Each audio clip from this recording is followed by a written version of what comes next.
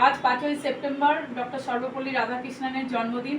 এই উপলক্ষে আমরা আজ টিচার্স ডে সবাই পালন করবে। সমস্ত দেশ জুড়ে ভারতবর্ষে আজ টিচার্স ডে পালিত হবে। আমাদের একাডেমিয়া লার্নিং পয়েন্ট কোচিং সেন্টারেও আমরা টিচার্স ডে সবাই মিলে পালন করছি।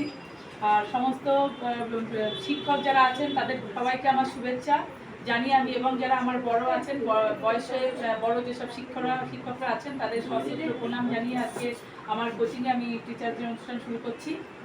সর্বপল্লী রাধাকৃষ্ণ 1888 খ্রিস্টাব্দে জন্মগ্রহণ করেছিলেন এবং তিনি ছিলেন একজন প্রকৃত আদর্শবাদী শিক্ষক।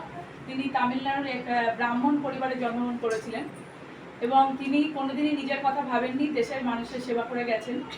এবং 1962 সালে যখন তিনি একবার রাষ্ট্রপতি হয়ে দ্বিতীয়বার রাষ্ট্রপতি হয়েছিলেন, একবার উপরাষ্ট্রপতি হয়েছিলেন।